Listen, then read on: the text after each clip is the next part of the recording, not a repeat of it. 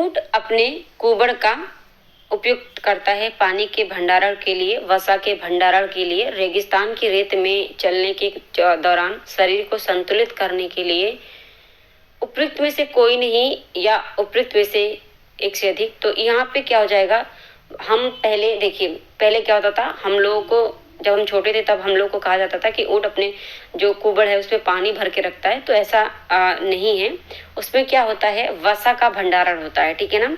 ऊँट के कुबड़ में क्या होता है, वसा भरा होता है, वो पानी नहीं होता है, ठीक है। तो इसका सेकंड नंबर सही हो जाएगा। अच्छा, मैंने यहाँ पे एक चीज ध्यान दिया, जैसे देखिए आपको कंफ्यूजन अगर जैसे मुझे हुई है तो आपको भी हो सकती है।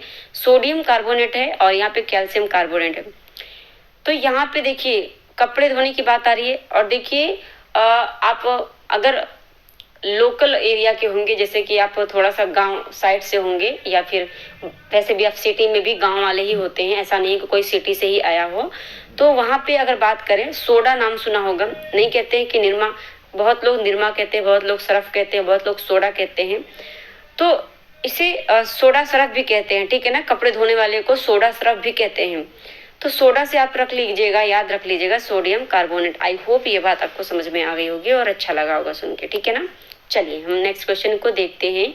गौतम बुद्ध के निर्वाण की प्राप्ति कहाँ हुई थी। निर्वाण का मतलब क्या होता है, सबसे पहले तो ये जान ले, मृत्यु, ठीक है ना। तो इनके निर्वाण जो है कहाँ पर हुई थी गौतम बुद्ध की, ये कुशीनगर में हुई थी, ठीक है। कहाँ पर हुई थी, कुशीनगर में। अगला क्वेश्चन है, गांधी जी ने 1919 में सत्याग्रह आंदोलन किसके विरोध में शुरू किया था। 1919 का सत्याग्रह रोलेट एक्ट के विरोध में, नमक कानून के विरोध में, 1909 के एक्ट के विरोध में। उपयुक्त में से एक से अधिक, उपयुक्त में से कोई नहीं। देखिए पास, आप अगर नहीं समझ में आता है, कंफ्यूजन हो, तो भी आप पास से इसके पास वाला देखा करिए।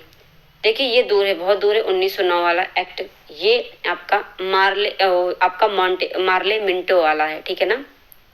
और नमक कानून आपका ये हुआ था 1930 में, ठीक है ना। तो आपका क्या बचा, रोलेट एक्ट कब आया था, 1919 में आया था। और इसी को हटाने के लिए जो प्रदर्शन हुआ था, जलियांवाला बाग हत्याकांड जो हुआ था आपका, तो इसी के विरोध में वो ऐसा हुआ था। वहां पे सभा जुटी और वहां पे निहत्थे गोलियां चलाई गई। तो ये रोलेट एक्ट, जिसे काला कानून कहा गया, और इसमें ये था कि बिना किसी जो है प्रूफ के आप क्या करेंगे, किसी को भी गिरफ्तार कर लेंगे, सिर्फ संज्ञा के आधार पर, ठीक है, सिर्फ संज्ञा के आधार पर। तो यहाँ पे जो आंसर हो जाएगा रोलेट एक्ट हो जाएगा। तो इसके विरोध में ही 1919 में सत्याग्रह आंदोलन शुरू किया था गांधी जी ने। ओके। प्रसिद्ध चीनी तीर्थ यात्री फाहियान किसके शासनकाल के दौरान भारत आया था। चंद्रगुप्त प्रथम के, चंद्रगुप्त द्वितीय के, या रामगुप्त के। उपयुक्त में से कोई, उपयुक्त में से एक से अधिक, उपयुक्त में से कोई नहीं। तो फाहियान किसके शासन काल में आया था, इसमें चंद्रगुप्त प्रथम और द्वितीय का ध्यान रखेंगे, ठीक है। ये आया था चंद्रगुप्त द्वितीय के शासनकाल में, फाहियान चंद्रगुप्त द्वितीय के शासनकाल में आया था, ठीक है। पानीपत की लड़ाई में बाबर ने किस वर्ष सुल्तान इब्राहिम लोधी को हराया था।